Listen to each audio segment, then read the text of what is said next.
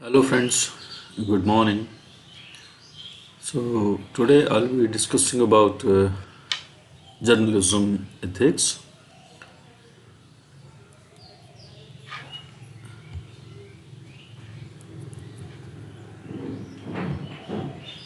So now let us look into what do we mean by ethics. Ethics is important everywhere. You will be having, you might be having certain classes on moral ethics and all those things during your school days, and even at your graduate level also you must have enjoyed a course on ethical issues. So, what we are talking about in today's discussion is the journalistic ethics. But before that, let us try to understand briefly what do we mean by ethics. Ethics is the science of morality or the systematic study of moral rules and principles.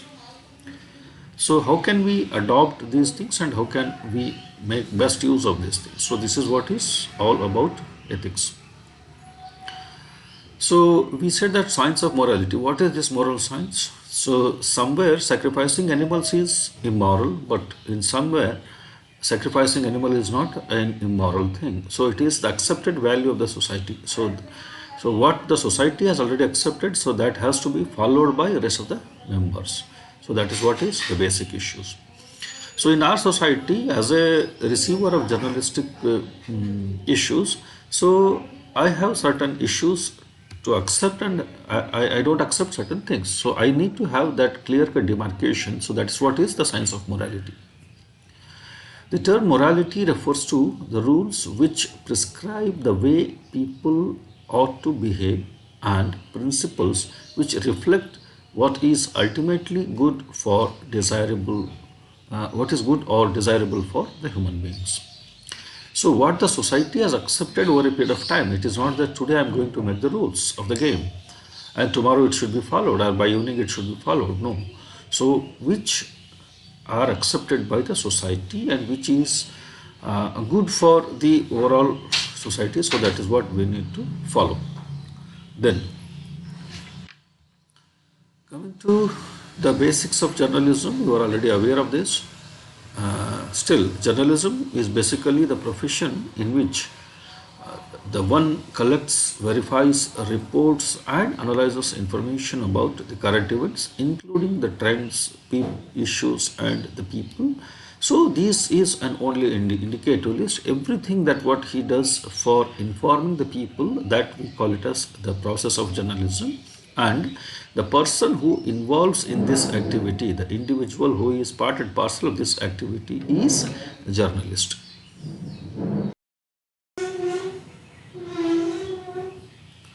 Now, coming to what do you mean by a journalistic ethics? So, basically, a scientist known as Merrill offers four characteristics of a good news story, which involves the ethical issues also. So, wherein he says that it is formula is tough. So, really, in practice, also this is very tough formula. So, what is that? So, let us look into it. So this tough formula says that truthful, unbiased, full and fair. When we said it is truthful, now it is the responsibility of the journalist to come with the issues which are true, because the receiver is not aware of the things what has happened. But until unless the journalist says the truth, he cannot understand the reality behind the issue. So that is what is the basic thing that we need to keep in the mind. So when we said that it is truthful, so if at all it is truthful, so then it should be unbiased also. Especially during this pandemic, we are coming across various issues, so which sometimes we feel that it is biased information and sometimes we feel that it is unbiased information. So at times it becomes a big question mark to accept these issues. So this is what is unbiased. What is that? So the events that are happening somewhere, somebody, some media organizations or the journalists are favoring the state government, some are favoring the central government, and some are favoring the doctors, and some are favoring the frontline workers, and some have sympathy towards the patients. So all these things are true at their own end, but now the basic issue is what exactly is happening on the other side. So that is what we mean by unbiasedness. So whether it is good or bad, so that should be brought to the notice of the people, society, country as a whole, nation as a whole. So that is what is unbiasedness. So one example just I would like to quote again. This example I have taken from the media amidst the events that are happening in day-to-day life. Last few days we have been getting the news that the situation in India is getting worse. Yes, I do agree. Can we say that it is an unbiased opinion of a journalist? As a journalist, I should compare and contrast. I should analyze the existing situation also. So another journalist who has analyzed the situation very beautifully, just I am trying to explain you, because this is how we can add newer dimensions, the additional dimensions to these things. So one journalist has come out with the fact that the death rate in India is the lowest in the world. The so-called most advanced nations like American continent or the European continent, so in all these countries, the death per million population is more than 1500. Somewhere it is 2000, somewhere it is 1800, somewhere it is 1700, and in some cases it is 1600. We are not much interested in that, but it is more than 1500 to 2000 per million population. But in Indian context, it is only 134. So this is what is unbiased interpretation. So as on date, so the number of people dying because of this pandemic is relatively high compared to the previous thing. We are not in favor of that, and we are neither supporting that, but we need to, when we compare it with the countries, or when we compare it with the medical infrastructure what our country has and the other countries has, so we need to have the unbiased opinion. Yes, the situation is getting worse in Indian context, but so these are certain basic issues that we need to understand. So this is what is unbiased information. So when it has to be unbiased, so it has to be complete, because saying that so many people have died in so and so country or in India or in so and so state, so it is not a full information. For example, in the state of Karnataka, if we analyze the previous data, a couple of days before data, so the data says that the number of cases that the state of Karnataka is getting is around 30,000 per day. So can we say that this is the full information? This is the correct information, but it is not full. What is full information? So out of this 30,000 cases, about 21,000 cases are from only the city of Bangalore, and rest of the state put together, it is coming with around 9,000 cases. So now you see, so where exactly the pandemic is influencing? It is obviously in the urban areas, not in the far off areas, the distant areas than the cosmopolitan cities. Similarly, when we analyze the situation in Delhi, Bombay, Pune, or Bangalore, or Chennai, or Nagpur, any such cities, all the nature of all these cities are almost similar. They are all highly cosmopolitan cities, and they are all business centers, they are all tourist centers, and all these features, so they add to the things. So under such circumstances, so the rest of the country is having the better situation compared to these urban areas. So what we need to do, so now that is a different issue. So this is what is the full means. Then the fair. So what is fair for the society?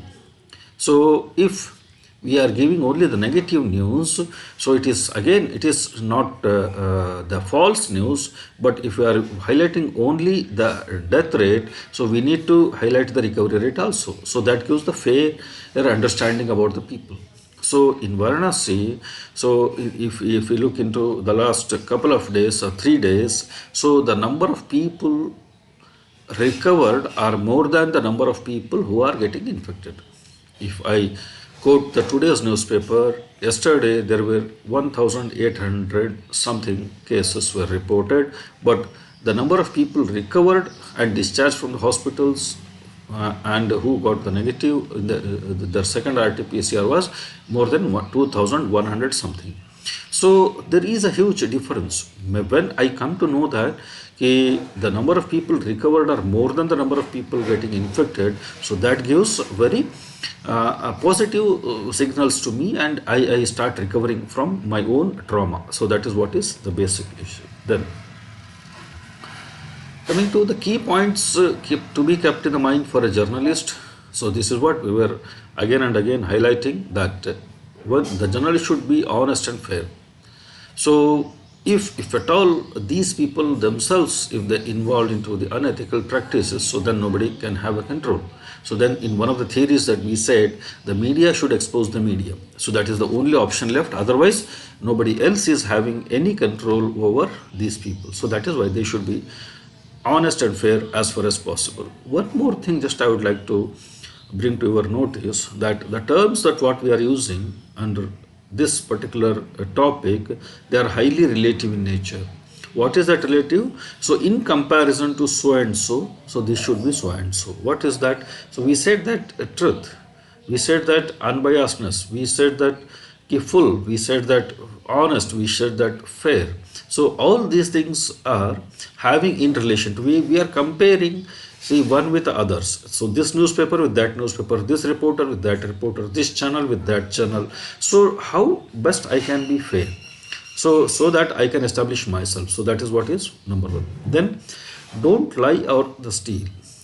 So if we start publishing the false news or the paid news, so over a period of time people will lose faith on the first on the news, second on the journalist, third on the media organizations, and ultimately media as a whole is going to lose its credibility in the long run. So that is why it should not happen. Don't take advantage of the people. So this is basically politicizing the crime or glorifying the issues related to crime or the negativities in the society. So these are all sort of taking advantage of the people, whether it is it means putting people into disadvantageous things. If you are presenting a terrorist as a hero, so then that is going to have a lot of negativities in the societies. That should not happen. Then maintain integrity and good taste. So the integrity of a media organization, the reporter, is maintained only when he is honest and fair, he is reporting the truth to the people over a period of time. All these things are interrelated and they depend on one another. Then show compassion to the society. So this is what we are again and again telling. So how can the media best be the pave the way for some comforts in the society, some betterment in the society? So that's what is showing compassion. So farmers are in trouble all the time. So since ages we have been looking at this, but by showing compassion means if I can publish the trusted sources of information, the trusted pieces of information, and the trusted sources of availability of the imports, all these things are going to help me in putting the farmers in a better way. If I can give them some hints regarding the marketing and what is going on in what places, so that is showing compassion. Then keep an open mind to criticism and correct the mistakes. So if somebody criticizes us, for example, maybe because of our reporting or because of our interpretation, because of our analysis, so let us accept it. Let us accept it. So even if the other person is doing with a bad intention, we should understand that also, and we should accept, because we are in the public life. We are going to the people all the time. So if at all he is doing it with the bad intention, he is going to realize after some amount of time. But as a journalist, I should have the open mind to the criticism. And if at all any such mistakes have happened because of me, I need to correct them. Then codes of journalism ethics is be accountable to the people is your first priority, then accountable to your organization. Accountable to the people means when, if at all I am going to give anything, any information which is wrong in nature, so then I should bear the responsibility of that also. I should publish the corrigendum, or I should apologize that, and I should make the necessary correction. So that's what is being accountable. Seek truth and be honest. All the time we are emphasizing on that. So try to collect the realistic information, the correct information, the appropriate information, the effective information. So that is what is your honesty. That needs additional efforts, that needs extra energy. All these things are to be taken into account. Then minimize harm to the society, the people, the country, the state as a whole. So how can I do that? So by being honest, by being accountable, by collecting the correct information, the appropriate information. Act independently, but think identically. So as a reporter, I'm an independent man. As a press professional, I'm an independent man. But I should think identically as the majority wants, as the majority is in need of. If everybody is in need of certain facilities, I should think in that direction, and I should make that, yes, this should be made possible. General reporting and writing is our routine issue, especially when you are a professional journalist, you are working for a media organization. But when it comes to the agriculture journalist, it is general reporting is generally not done.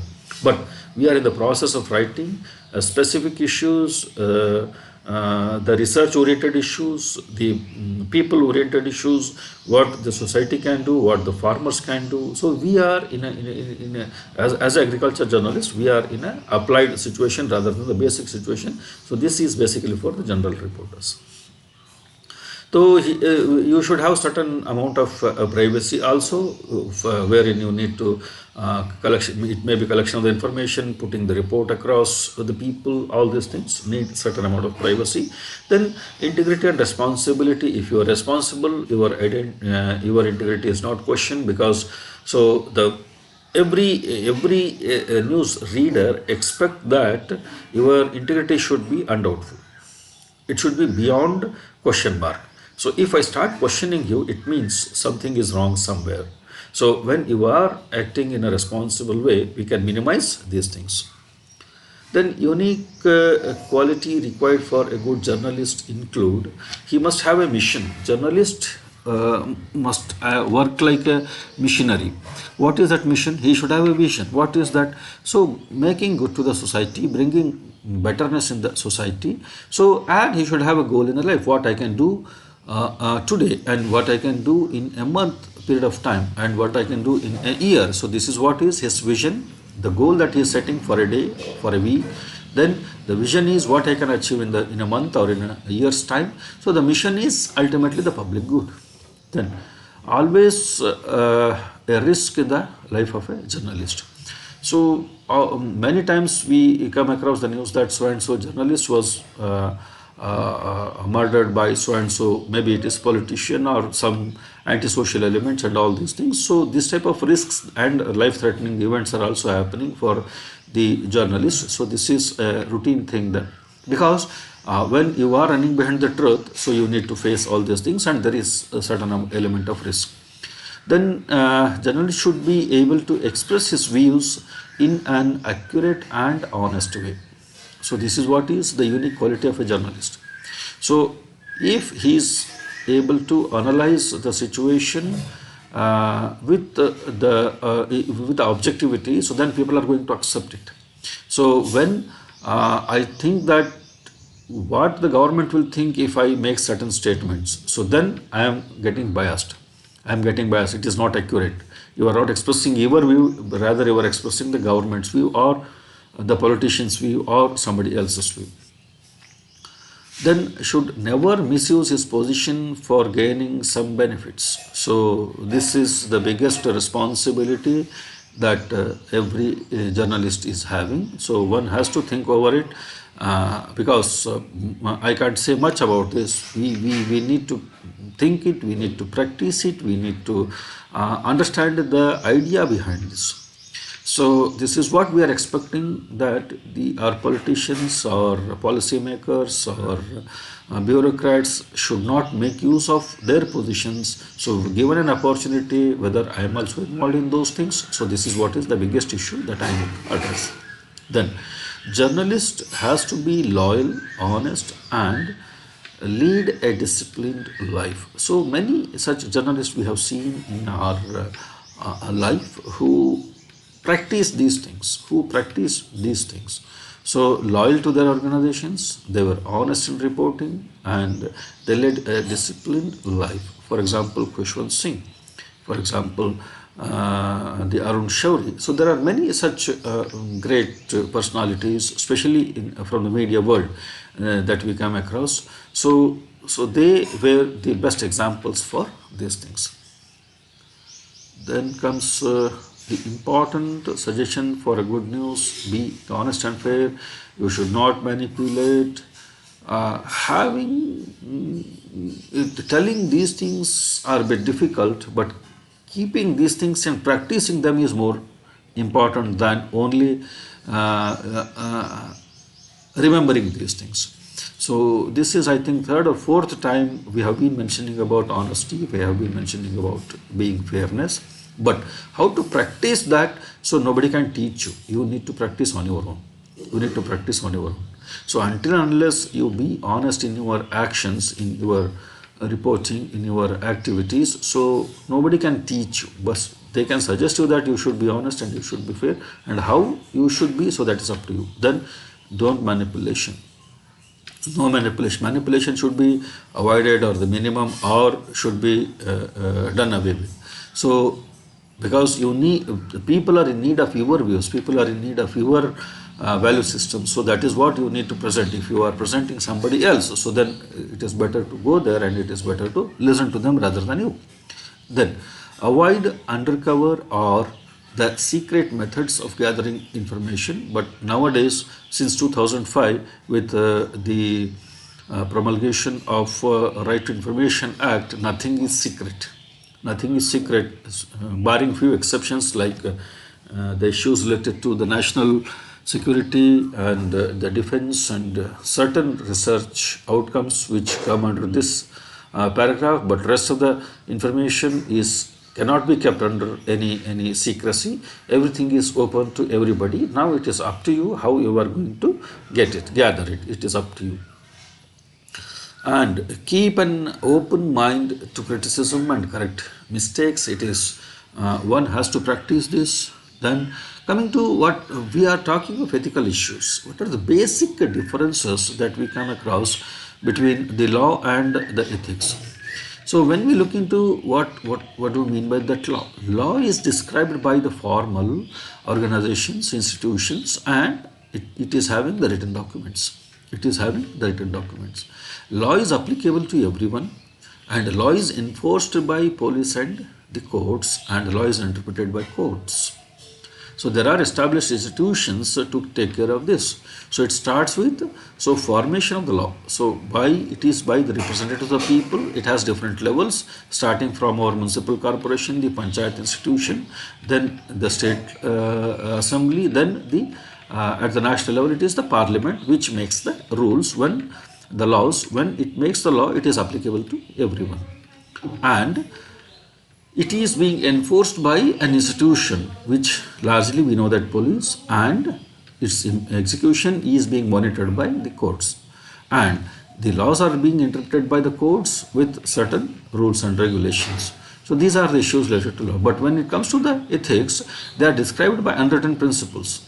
So this is what I said in the beginning also. So what the society has accepted, how I should behave.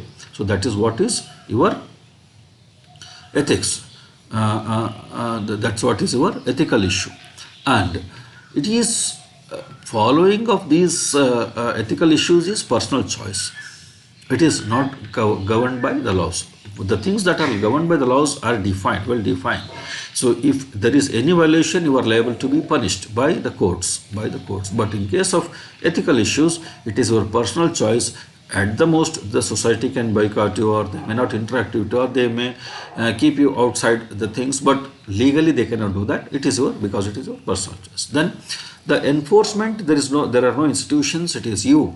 At the most, we can enforce the things at our family level by the elders, but once the boy or a girl reaches the majority, so then he is free to follow or not to follow it.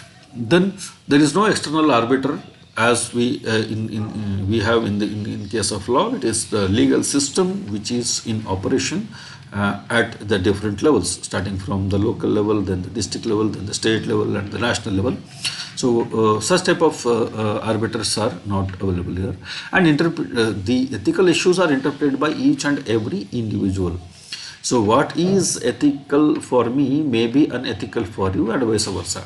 And vice versa. This is what I said. So consumption of the non-vegetarian is unethical for certain groups of people, the certain communities, certain people, but consumption of non-vegetarian is accepted by certain communities and certain societies. So this is what is highly individual in nature, highly individual in nature.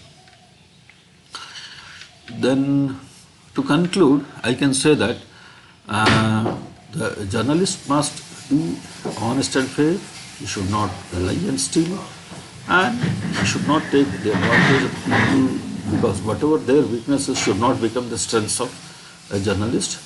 He is not expected to fabricate the news. So this is what is going on in some cases as on date, and accept any sorts of these things may lead to biasness. It may be gifts, or it may be promises, or it may be certain favors leading towards the biasness.